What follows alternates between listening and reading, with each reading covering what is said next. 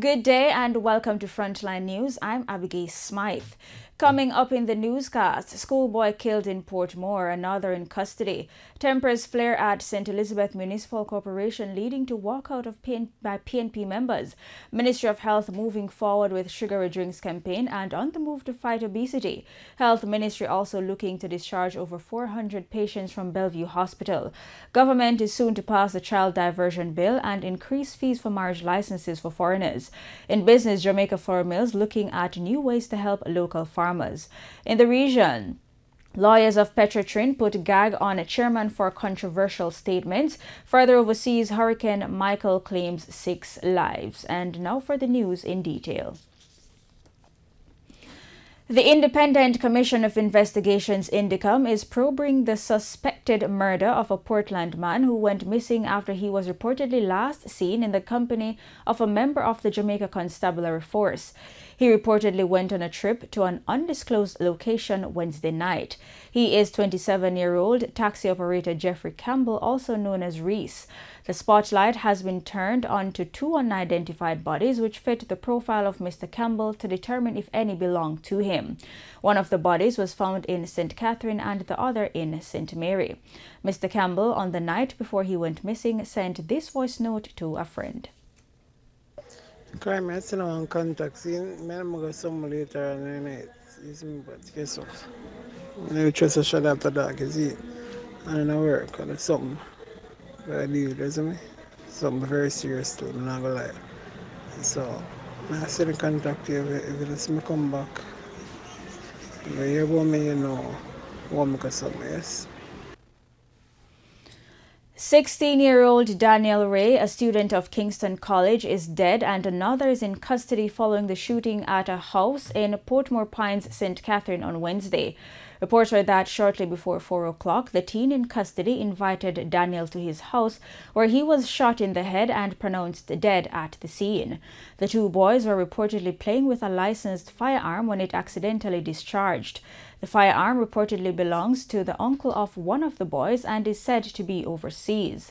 The police say the teenager is to be further questioned in the presence of his attorney and parents. The St. James Police are probing the circumstances surrounding the death of an unidentified man whose decomposed body was found on Park Avenue in Montego Bay, St. James on Wednesday. The body is 5 feet 2 inches long, of dark complexion, and was clad in a blue shirt and gray pants.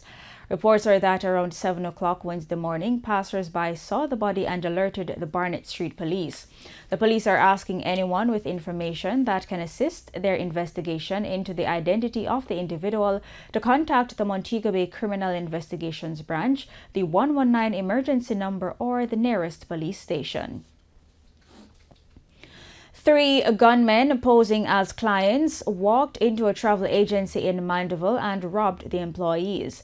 Reports are that around 2:30 Tuesday afternoon, the men robbed the female occupants of jewelry, cell phones, and an undisclosed sum of cash. The men then locked the women in the bathroom and escaped. The women were not physically harmed but were shaken up by the incident. The Walters brothers are accused of participating in a daring daylight shooting at a St. James gas station. Prosecutor Maxine Jackson has recommended that a Crown witness in the murder trial of brothers O'Neill and Brian Walters be charged with creating public mischief. The witness was immediately arrested after coming off the witness stand in the St. James Circuit Court. More from Cody and Barrett. The Walters brothers are accused of participating in a daring daylight shooting at a St. James gas station in 2016, which resulted in the murder of 22-year-old Kanai Erskine. The brazen shooting was caught on video. On Thursday, despite the prosecutor pointing out that the signature of the witness was on the pages of statements taken from him, the witness denied several times that he had spoken to the police about the defendants following the shooting. The application was made a day after the witness began to change his accounts of the shooting he gave to the police 2 years ago. During cross-examination by defense attorney Christopher Townsend, the witness said that the evidence he had given up to that point was the truth, leading to Judge Jackson making the application for him to be charged with creating public mischief. Earlier Thursday morning, Jackson applied to High Court Judge Sharon George to treat the Crown witness as hostile. One other civilian witness has already given evidence for the prosecution in the trial, which began on Tuesday, October 9. The first witness testified that on the day of the shooting, he saw a man identified as O'Brien Walters exiting a motor vehicle at the gas station, after which shots were fired. The trial will continue on Tuesday, October 16. Cody Ann Barrett, Frontline News. A detective sergeant who was charged with corruption was freed when he appeared before the St. Andrew Parish Court on Wednesday. Sergeant Dwayne Jonas was charged last year following an investigation by the major organized and anti-corruption agency MOCA into allegations that he solicited money from a suspect accused of robbery and illegal possession of a firearm. The policeman and his attorneys denied the claim, arguing that the allegations by the complainant were fabricated to prevent the sergeant from testifying against him in the criminal case. The complainant was convicted of robbery and illegal possession of a firearm last month. He is to be sentenced on October 26. Sergeant Jonas's attorney, Valrenita Robertson, criticized the decision of the Director of Public Prosecutions and MOCA to charge the policeman. I don't believe this is a case that should have been prosecuted. And when you want to have the public have confidence in the justice system, you must not prosecute every case. You must only prosecute those cases that establish an offense. Clearly, this was a route by the accused man to get the police to back off of the case. And it's very unfortunate. My client has been before the court for a year, and it's very distressing. If we want a good justice system, then we must ensure that these types of cases are not prosecuted. Because at the end of the day, the case has to be thrown out and nobody can compensate the accused for all the trauma that has gone on. The Ministry of Justice on Thursday signed a $50 million contract to replace the Family Court Skill Training Center. This center will be built using 40 and 20-foot containers for children in conflict with the law. It will involve skill training like sewing, carpentry, and computer training. You may recall, those of us who were here, that in December, precisely December 30, 2015, we lost our family court attendance center to fire. And our children who depend on the re-socialization services of this entity have been on and off around the place trying to get their education going. So now we hope, you are going to deliver on your contract so that I can deliver to the family court the attendance center for the startup in January of 2019. Government is soon to pass the Child Diversion Bill, which will seek to steer children who have committed themselves from the formal court system and hopefully from a life of crime. The purpose of the legislation yet to come into law was explained by the Justice Minister Delroy Chuck at the ministry's quarterly press briefing on Thursday. Marian Myrie tells us more. Minister Chuck says he expects the bill to be passed this year and explained the benefit of the legislation. When they do get into trouble, to divert them away from the court system. So that is what child diversion is about. Children 17 years and under, for most minor offenses, they will be diverted away from the court system. And for more significant offenses, if they go to the courts, the parish court judges will be sensitized that if in appropriate cases the offender can be retrained, rehabilitated, redirected, then that offender can be dealt with by a child diversion officer to keep them from the formal system. The hope is that the diversion system will be able to prevent youngsters from a life of crime by early intervention. When you go into the prisons and you see the recidivists, prisoners who can't function in the society, you recognize that from age 10, 12, 14, they have been in various government institutions and therefore continue to be supported at taxpayers' expenses right until they die. because even when they're released, they just can't function outside. They find some way to commit an offense to go back to the prison. These are habitual criminals we call recidivists. So from an early age, child diversion is intended to correct the ills which beset our society over the decades. Marian Mary, Frontline News. Grants totaling over $1.4 million were handed over by United Way of Jamaica to 4 agencies working with some 445 at-risk youth to provide additional training. More from Michael Sharp. The 4 entities chosen by United Way are Sunbeam Children's Home, Spring Village Development Foundation, St. John's Ambulance, and Joytown Community Foundation. Thursday's gift is a continuation of the assistance from United Way throughout the year. When you look at what we have done just since the start of this year alone, the United Way of Jamaica has positively impacted the lives of almost 100 schools or institutions, about 4,000 youth, numerous teachers, countless families, and communities. That's what we have done so far just for this year. Tuesday also marked the launch of United Way's 2018 fundraising campaign with the aim of raising $120 million.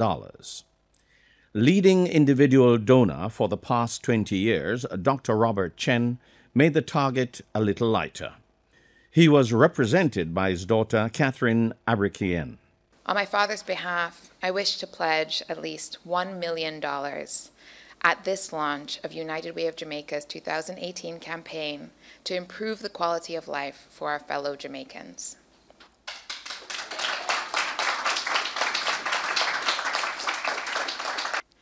I invite all who are present here and those listening on the various media platforms to give generously, and to give now.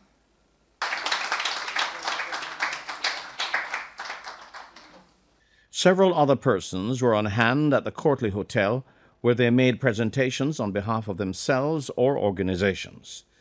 The occasion was also used to introduce 3 new board directors who will help to energize and refresh the brand, help with fundraising, and attract more youth to the United Way of Jamaica.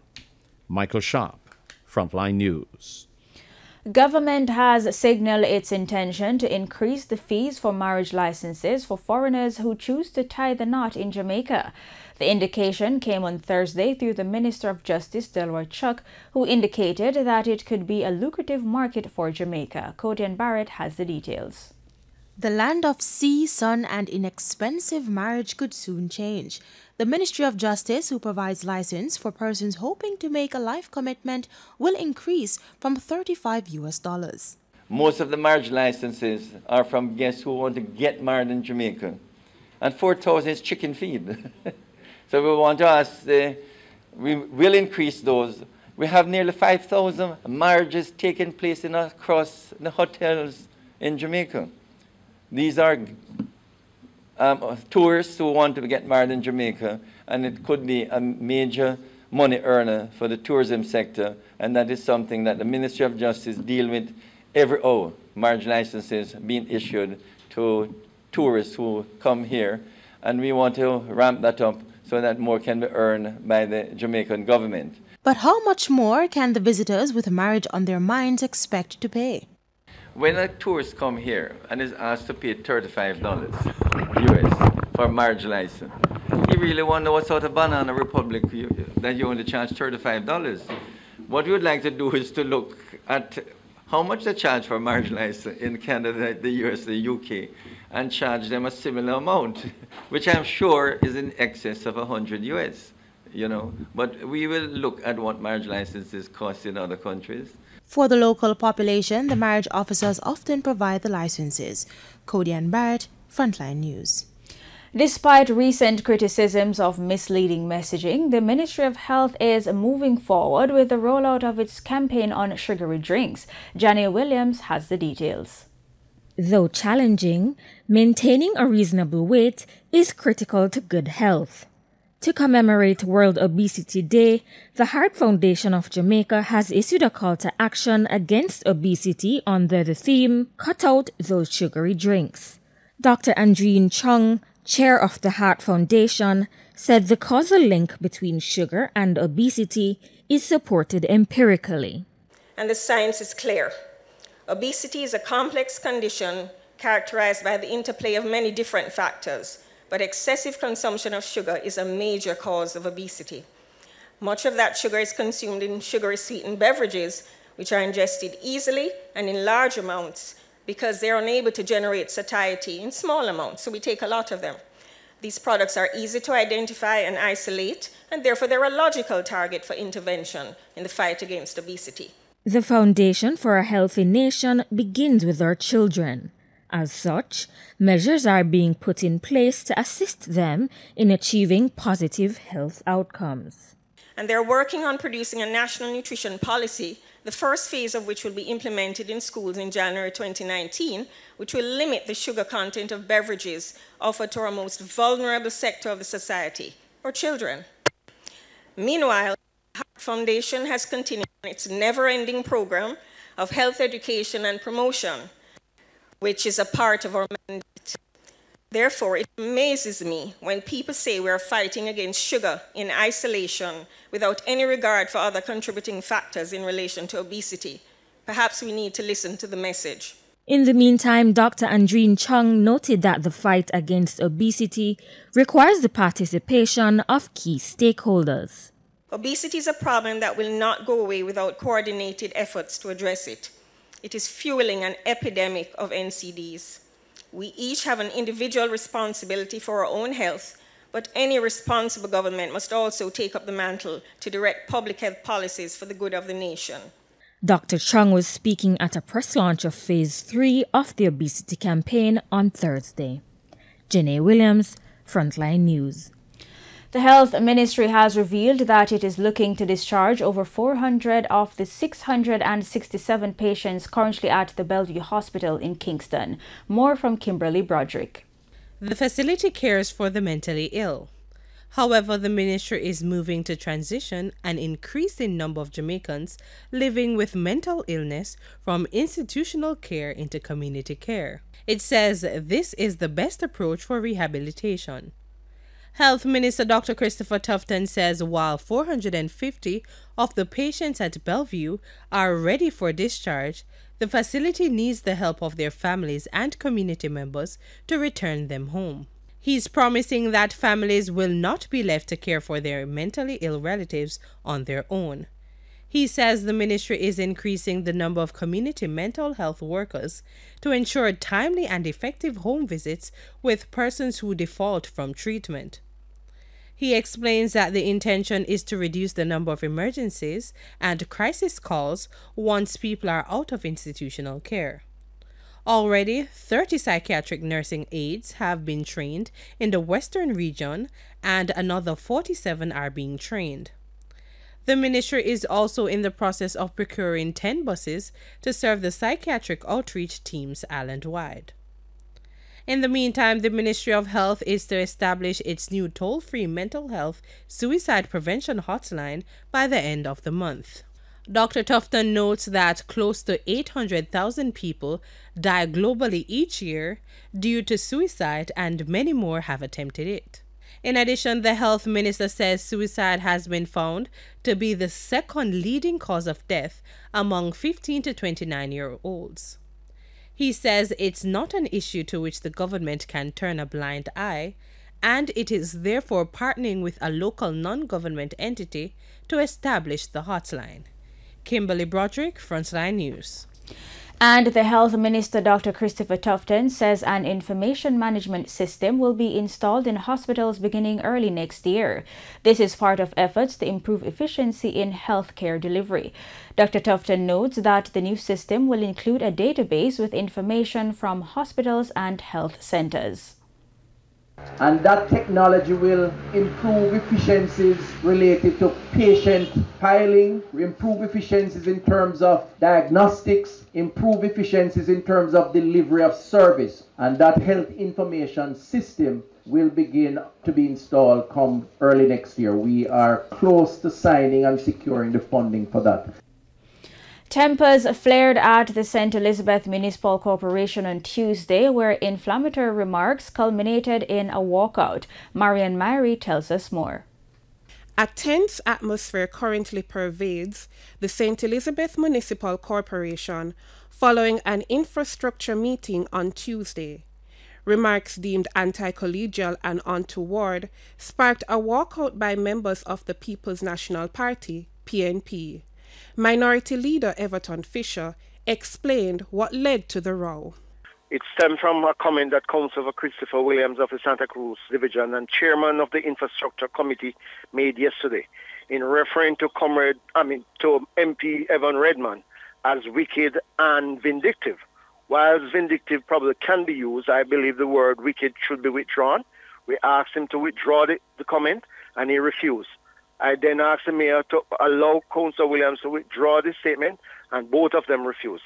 It is saying to us that, we have been taken for granted for far too long. There are other issues, but I believe this issue must be addressed. And until it is addressed, the minority caucus will not cooperate, as we normally do. Councillor Williams was asked to withdraw this particular comment, to which he initially refused. This led to a walkout by members of the PNP and a subsequent refusal to participate in the corporation's monthly meeting on Thursday unless an apology from Mr. Williams was forthcoming. Mr. Williams apologized and retracted the statement on Thursday. Marian Myrie, Frontline News. And today, October 11, marks some notable events in our history. Here are a few of those events.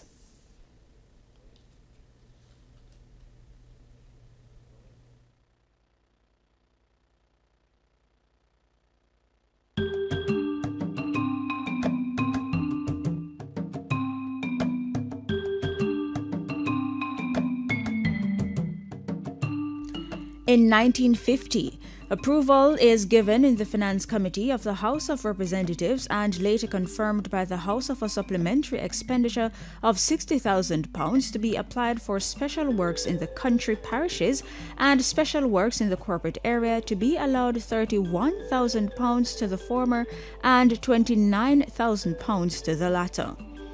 In 1955, Mr. C.D. Hutchings, Deputy Director of Agriculture, declares full development of the land and equally full organization of the people on the land to be the two foremost objectives of the government's 5-year £13 million development scheme. In 1955, Canadian National Steamships Company announces through the local agents, Jamaican's Fruit and Shipping Company Limited, additional service on the Canadian Jamaica Run. 5 ships of the line, each 4,500-ton vessel, are to be equipped with 2 chambers of refrigerated space. The ships are the Canadian Highlander, Canadian Conqueror, and the Canadian Observer. In 1979, the president of the Jamaica Exporters Association, Mr. Prakash, proposes the establishment by government of a $25 million fund to provide employment for all young persons below the age of 25 years.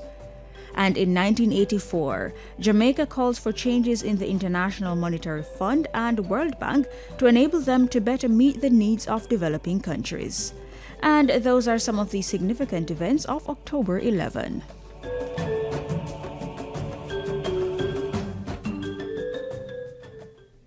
And we now take a break. We'll have Frontline Business when we return.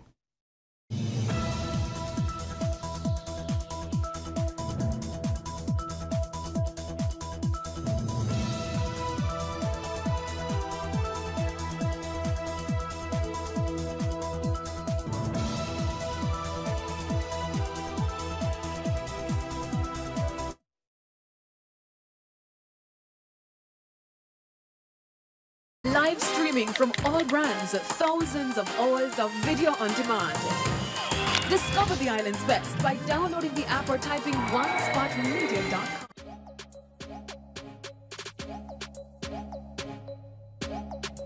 You have something special. You have greatness in you. I'm Les Brown, and you're watching JNN. Violence against women and girls is a human problem, not just a woman's problem. It's a problem for men too. Gender violence takes many forms, including sexual assault, domestic violence, relationship abuse, sexual harassment, and sexual abuse of children. The magnitude of ongoing violence against women and children in our country is cause for alarm. We can end the violence. It requires all of us to end the violence. I call on all our men and women in Jamaica to take a stand. And men, especially, must get involved in this movement to create a better world for their daughters, their mothers, their sisters, their aunts, their uncles, their fathers, their sons, and for themselves. Let's protect and reassure. Let's unite to end gender violence.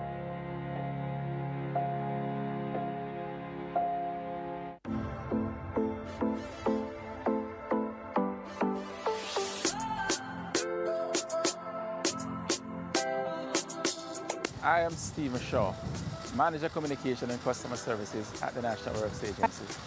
You are watching JNN, news worth watching every time.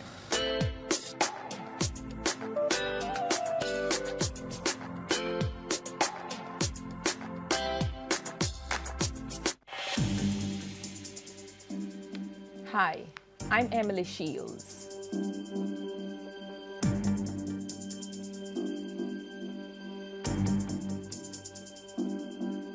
And the hotline is going to look even hotter on JNN.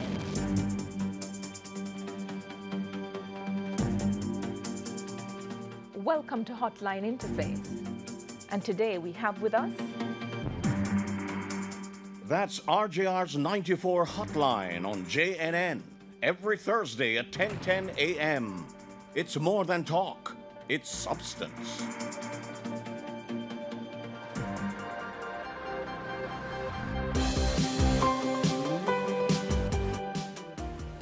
Welcome to Frontline Business. I'm Kodian Barrett. In business news today, Managing Director of the Jamaica Flour Mills, Derek Nemhard, says the company is looking at new ways to help local farmers grow their business. We have some indigenous use of products that's grown in Jamaica. We have a sweet potato pudding and a banana bread using locally grown bananas and sweet potato. We're also looking at a gluten-free product that will utilize locally grown cassava. So for us, it's to help out the local economy, the local farmers, to produce an indigenous product that we can have locally and to export. In the meantime, Jamaica Flour Mills' parent company, Archer Daniels Midland, is encouraging expansion outside the food division. The next 50 years will be great for Jamaica Flour Mills and ADM in the country of Jamaica, and I'm super excited for what's to come in the next 50 years and all the products and flavors and foods and renewable materials, and whether it's on the shelf or in your car for fuels or sustainable materials. Prime Minister Andrew Holness says that the implementation of several successful public-private partnership (PPP) projects is heightening Jamaica's profile across the global investment community. Having these series of successful public-private partnerships is placing Jamaica in the sight of international investment. The world is looking on and saying, you know, Jamaica is ranked 4th in Latin America in PPPs. They must be doing something right. The Prime Minister was speaking at the Norman Manley International Airport PPP concession agreement signing at the office of the Prime Minister on Wednesday. Data from the Bank of Jamaica show point-to-point inflation lower than last year. Inflation for August was 0.9% compared to 0.3% recorded for August 2017, an average inflation of 0.6% during the month over the last 5 years. The central bank says given the August 2018 outturn, annual point-to-point inflation was 3.9% below the 4.4% as at August 2017, but above the 3.2% outturn as at July 2018. Thursday's foreign exchange market closed with the US dollar on average being sold for $133. The Canadian went for $102.57. The pound sterling for $175.04 and the euro for $155.31. In Thursday's trading session, the JC Combined Index advanced by 3,789 points to close at over 300,000. Overall market activity resulted from trading in 58 stocks, of which 34 advanced, 16 declined, and 8 traded firm. The Junior Market Index declined by 1 point to close at 3,383. Stocks advancing were 1834 Investments, Access Financial Services, AMG Packaging and Paper, Blue Power Group, and Caribbean Cement. Stocks declining were Caribbean Cream, Diamond Trading, Elite Diagnostic, General Accident Insurance, and Jamaica Broilers. Trading firm were Berger Paints, CAC 2000, Cargo Handlers, Caribbean Producers, and Jamaica Stock Exchange. Jamaica Stock Exchange was the volume leader with over 1 million units, followed by Mayberry Investments, also with over 1 million units, and Indies Former Jamaica with 642,308 units. And news in oil prices slumped to more than 2-week lows on Thursday as global stock markets fell, with investor sentiment made for bearish by a bigger than expected build in U.S. crude inventories. Brent crude futures fell $2.83 to settle at $80.26 a barrel, a 3.41% loss. U.S. West Texas Intermediate WTI crude futures fell $2.20 to settle at $70.97 a barrel, a 3.1% loss. And that's it for Frontline Business. I'm Cody Ann Barrett. Pleasant viewing.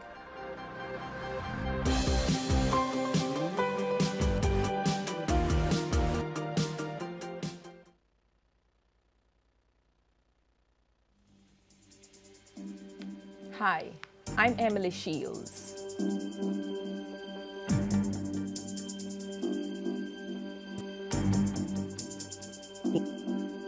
And the hotline is going to look even hotter on JNN.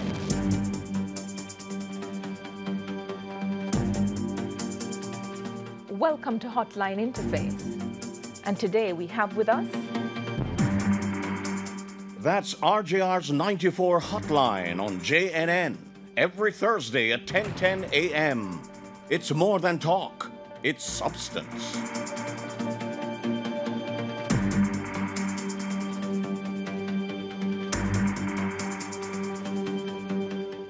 Violence against women and girls is a human problem, not just a woman's problem.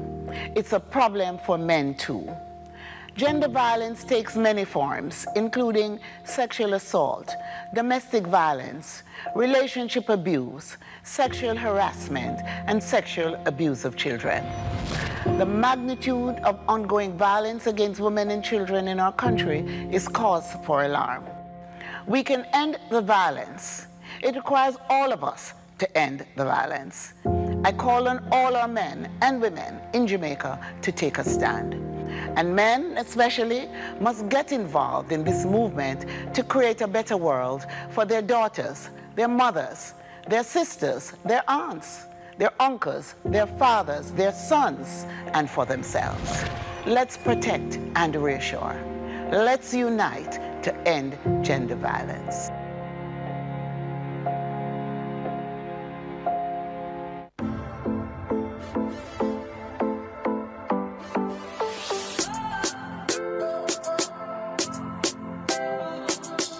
I am Steve Shaw, Manager Communication and Customer Services at the National Works Agency. You are watching JNN, news worth watching every time.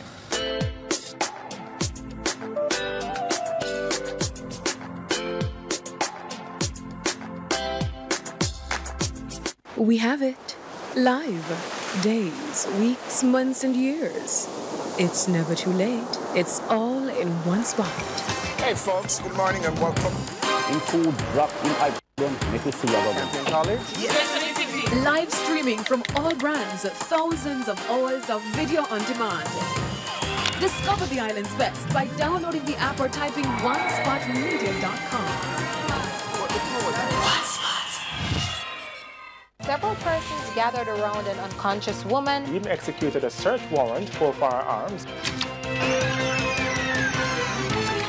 News Rewind on weekends at 8 p.m. on JNN.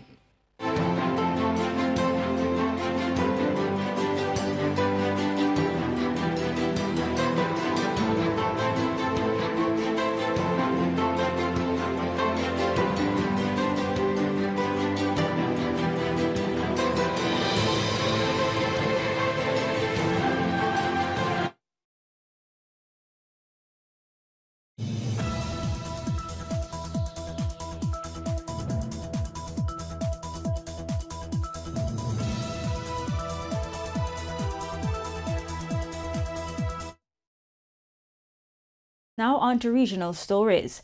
In Trinidad and Tobago, lawyers of Petrotrin have put a gag on the company's chairman who made controversial statements about the court following its injunction decision. More in this report. While the appeal was being filed, the attorneys have also muzzled Chairman Wilfred Espinay. During an interview on CNC3 last evening, Espinay criticized the ruling. But during an interview on a local radio station today, he went further, saying that both the industrial court and the idea of trade unions are outdated and, quote, out of touch. In a telephone interview with Guardian Media following that interview, Espinay said he can no longer speak on the issue of the industrial court or its decision, as it could be seen as contempt. But earlier, he said the court was structured and given laws for a different time. Well, he believes the court should be reviewed in terms of today's environment. He told the station he would have held the same view if the ruling was in Petrotrin's favor. As it relates to the appeal that was filed, Petrotrin is claiming that the industrial court erred in law as it had no jurisdiction to grant the injunctions. Attorneys claim industrial relations offenses are criminal offenses and therefore do not attract injunctive relief. And still in Trinidad and Tobago, Prime Minister Dr. Keith Rowley is to take legal action against an opposition legislator over statements he made linking him to a beneficiary bank account in the United States. Dr. Rowley denied allegations that he benefited financially from a contract between A&B Drilling and the state-owned oil refinery Petrotrin. And I also am instructing the Attorney General to use the Mutual Legal Assistance Treaty, MLAT, to communicate officially from Trinidad and Tobago with the authorities in Florida to pursue the statements made and documents quoted from by Dr. Munilal yesterday in pursuance of confirmation of any and all allegation made by Dr. Munilal in the Parliament yesterday, and that the Attorney General would do this with dispatch and make the responses from Florida available to the public. In Guyana, the Minister of Education and the Guyana's Teachers Association met on Wednesday to discuss the issue of wages for the teachers. More in this report.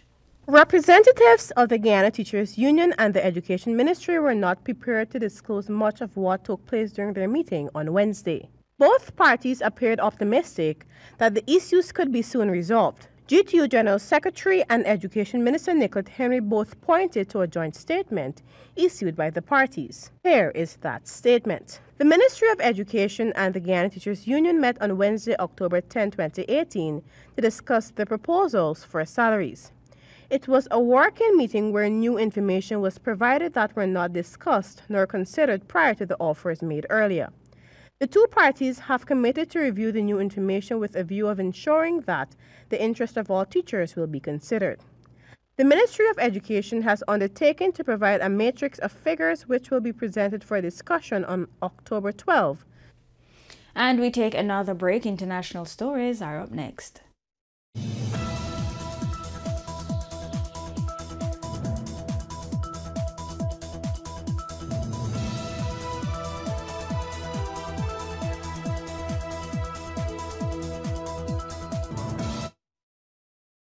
we dreamed about your car. We pictured every detail as you fill every space with memories. And we didn't forget about the passion that drives you. At Honda, your dreams not only get fulfilled, they are also part of the journey. Honda, your dreams go with you.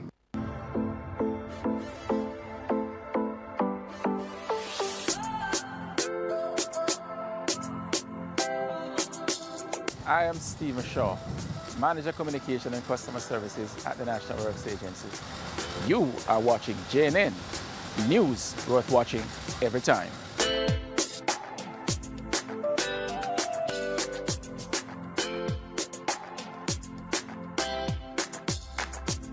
We have it live. Days, weeks, months, and years.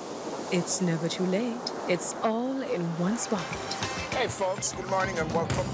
In food, drop in I food them, make you see your College. Live streaming from all brands, thousands of hours of video on demand.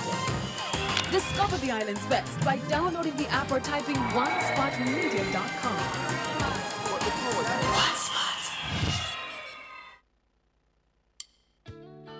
RJR 94 FM celebrates 68 years, one station, a host of dynamic personalities, consistently credible news and sports, and a variety of the most engaging programs. RJR, in service to Jamaica and the world. 68 and still sounding great. Congratulations to the Big 94. Passion, people, personalities.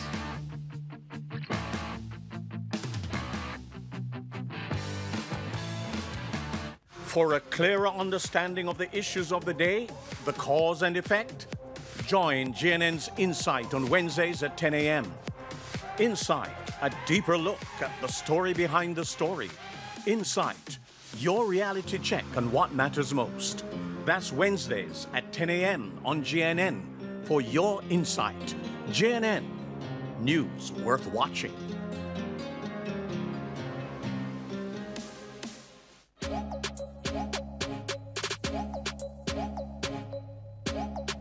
You have something special. You have greatness in you. I'm Les Brown, and you're watching JNN. Several persons gathered around an unconscious woman. We even executed a search warrant for firearms.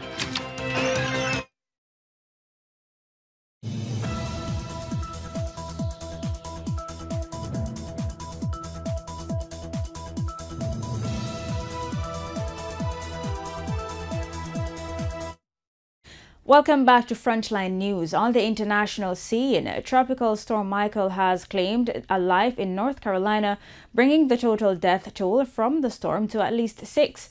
The deaths illustrate the ripples of Michael's devastation since it blasted the Florida Panhandle and then headed northeast.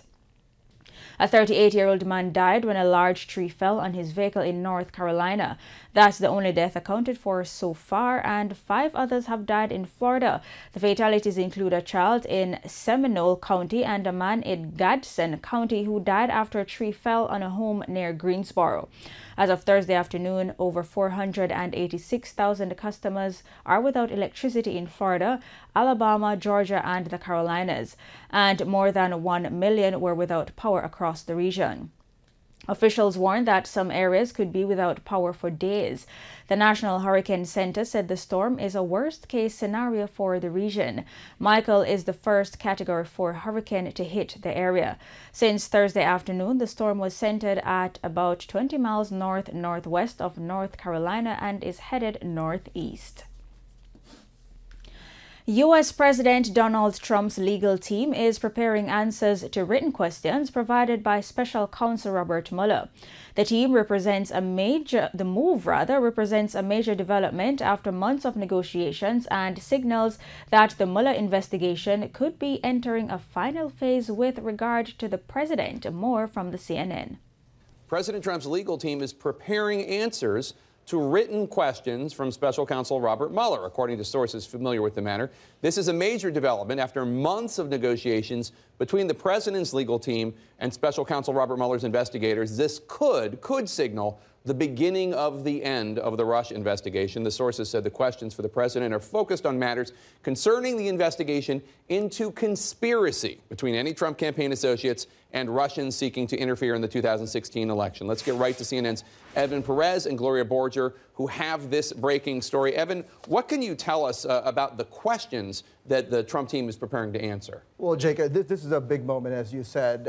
These questions that they've now received from the special counsel have to do with matters before the Trump inauguration. And this is a moment, obviously, that's been in the making for about 10 months, almost 10 months of negotiations between the special counsel's office and the Trump legal team. And so, as you said, these are questions that are focused on the collusion, the big collusion question, whether or not there was anybody inside or associated with the Trump campaign who was working or talking to or sharing information with the Russians in their attempt to influence the 2016 election. What is not on the table in these questions, we're told, is obstruction, which is something that we know is a big part of the Mueller investigation. That is still something that the two teams are still discussing. They're still in negotiations over. We do have a statement that we got from Jay Sekulow, one of the president's attorneys. Put it up just for a second here. We are in continuing discussions with the special counsel, and we do not comment on those discussions. Again, that's Jay Sekulow, the president's attorney. Again, this is the first round, what we expect of these questions, and we expect that there could be additional. First Lady Melania Trump says she is the most bullied person in the world. She notes that this has prompted her to create her anti-bullying Be Best initiative. More from the CNN. Coming off her first solo trip abroad, First Lady Melania Trump is opening up. She's saying she is one of the most bullied people in the world, if not the most. The revelation came as she explained what made her create the Be Best initiative, which aims to combat bullying. What happened to you personally, or what did you see personally that you thought you wanted to tackle this issue? I could say I'm the most bullied person on the world. You think you're the most bullied person in the world? One of them, if you really see what people are saying about me. That's why my Be Best initiative is focusing on social media. And the First Lady also talked about how she watches her husband's back. Has he had people that you didn't trust working for him? Yes. Did you let him know? I let him know. And what did he do? Well, some people, they don't work there anymore, and it's very difficult sometimes because I'm so busy with my office, I don't get involved with West Wing. And it's time for another break. Frontline Sports is up next.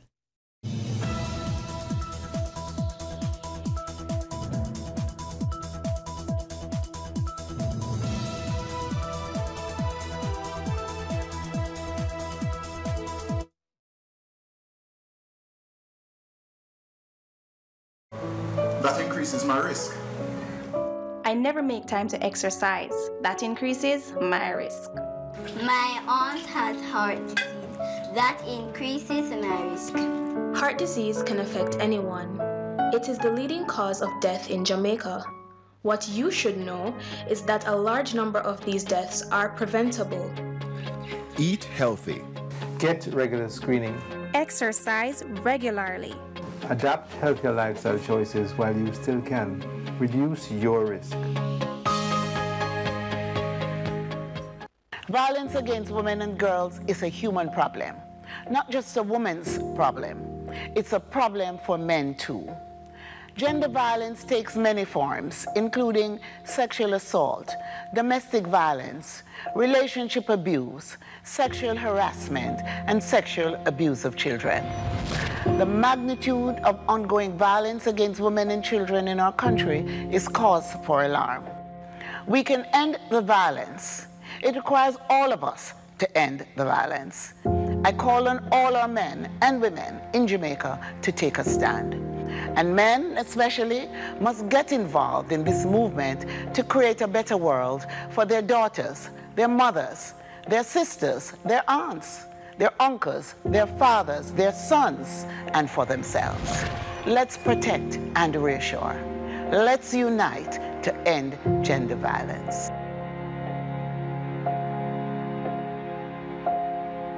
Several persons gathered around an unconscious woman. He executed a search warrant for firearms.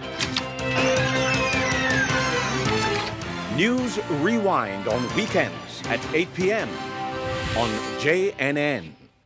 For a clearer understanding of the issues of the day, the cause and effect, join JNN's Insight on Wednesdays at 10 a.m. Insight, a deeper look at the story behind the story. Insight, your reality check on what matters most. That's Wednesdays at 10 a.m. on JNN for your Insight. JNN, news worth watching.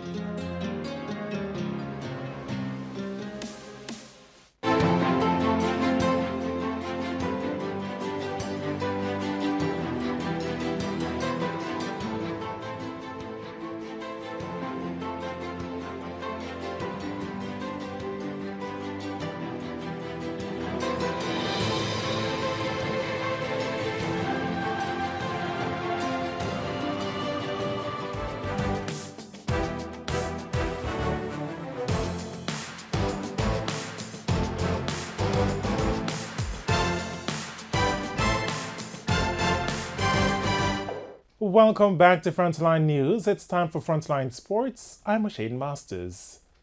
It was a disappointing day for Jamaica's swim star Emily MacDonald at the Youth Olympic Games in Buenos Aires, Argentina, after she failed to get out of her heat in the girls' 50-meter freestyle event Thursday morning. MacDonald, who lined up in lane 4 of Heat 4, had the fastest qualifying time of the field, coming in with 26.44 seconds. However, that form failed to show as she finished back of the pack in 7th with a time of 27.51, while behind the winner Christy Chu of Singapore, who won in 26.83 seconds. MacDonald's time ranked her 33rd of 53 competitors, with only the top 16 advancing. This is the second disappointment in a matter of days for the 15-year-old, who ended 39th of 45 competitors in the 100-meter freestyle event on Sunday. Kenyan marathon runner Samuel Kali has been banned from athletics for 4 years after testing positive for banned blood-boosting hormone, EPO. The 23-year-old tested positive at the Rotterdam Marathon in April, where he set a personal best to finish 7th. He is the third Kenyan athlete to receive a doping ban this year, while 4 further cases are still pending. They include former Olympic 1500-meter gold medalist and 3-time world champion Asbel Kiprop, who was found to have traces of EPO after a test in November 2017. In the same month, Rio 2016 Olympic women's marathon gold medalist Jemima Sumgong received a 4-year ban. Football World's governing body, FIFA, has announced that the draw for each confederation for the 2022 World Cup qualifying will take place on July 2019. This draw will comprise of the pots, seedings, and matches for teams across all confederations of the world. The 2022 FIFA World Cup, which will be held in Qatar, will be the last FIFA tournament to comprise 32 teams. The places for each confederation of the World Cup reads: Africa 5 spots, Asia 4.5 places, UEFA 13 places, CONCACAF 3.5, CONMEBOL 4.5, and Oceania 0.5. This will be the first FIFA World Cup not played in June and July. The tournament will run from November 21 to December 18. This will be the first tournament in Asia since the 2002 World Cup, which was held in Japan and South Korea. The German magazine that reported a rape allegation made against footballer Cristiano Ronaldo says it has, quote, no reason, end quote, to doubt the authenticity of key documents used in its story. Ronaldo, 33, denies assaulting Catherine Mayorga at a Las Vegas hotel in 2009. Lawyers representing the Juventus player said on Wednesday that documents had been, quote, completely fabricated, end quote. On now to tennis, where Roger Federer and Novak Djokovic stayed on course for a Shanghai Masters final showdown after they both made it through to the quarterfinals on Thursday. Federer was made to work hard for his 6-3, 2-6, 6-4 win against Roberto Bautista Agut to make it 8 wins in a row against the Spaniard. The world number 2 will tackle Kei Nishikori in the last 8 after the 8th seed came through against American big hitter Sam Querrey 7-6, 9-7, 6-4. Meanwhile, Novak Djokovic enjoyed a measure of revenge as he booked his spot in the Shanghai Masters quarterfinals with a comfortable 6-4, 6-love victory against Marcio Cecchinato. And with that, we wrap up Frontline Sports for this evening. I'm Shane Masters. Pleasant viewing.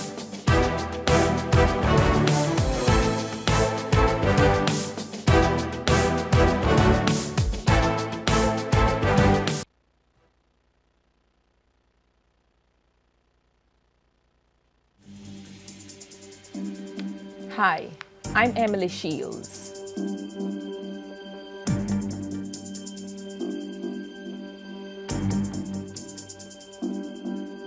And Hotline is going to look even hotter on JNN.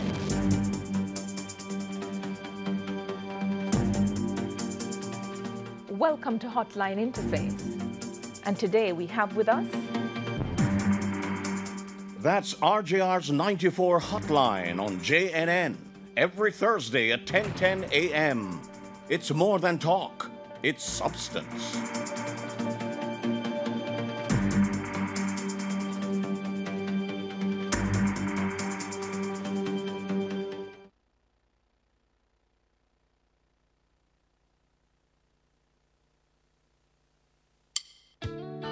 RJR 94 FM celebrates 68 years, one station, a host of dynamic personalities, consistently credible news and sports, and a variety of the most engaging programs. RJR, in service to Jamaica and the world. 68 and still sounding great. Congratulations to the Big 94. Passion, people, personalities.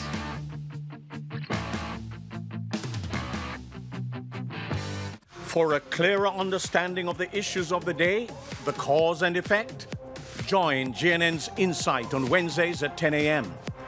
Insight, a deeper look at the story behind the story. Insight, your reality check on what matters most. That's Wednesdays at 10 a.m. on JNN for your Insight. JNN, news worth watching. Keep up with the business of the day every third Wednesday at 6 p.m. on JNN as we trade views with the movers and shakers of business in Jamaica on The Exchange, Financial Gleaner and JNN Business Forum. Riveting discussions, engaging business moguls and disruptive ideas. That's The Exchange, Financial Gleaner and JNN Business Forum every third Wednesday at 6 p.m. And remember to catch the rebroadcast at 4 p.m. on Sundays. We have it. Live. Days, weeks, months, and years. It's never too late. It's all in one spot. Hey folks, good morning and welcome. In food, drop in I food them, make you see about College. Yes. Live streaming from all brands, thousands of hours of video on demand. Discover the island's best by downloading the app or typing one spot.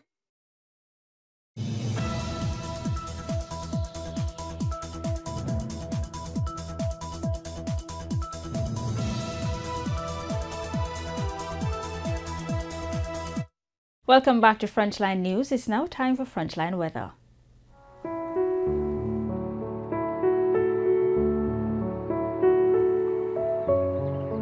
Good evening. I'm Sasha Lee Hamilton with your weather report and forecast supplied by the Met Service. There is a trough across Jamaica. The trough is associated with an area of low pressure south of Jamaica and is expected to remain near the island over the next few days. Tonight will be partly cloudy. Friday morning will see isolated showers across eastern parishes. On Friday afternoon, expect scattered showers and thunderstorms across sections of most parishes. That was your weather report and forecast supplied by the Met Service. Thanks for watching.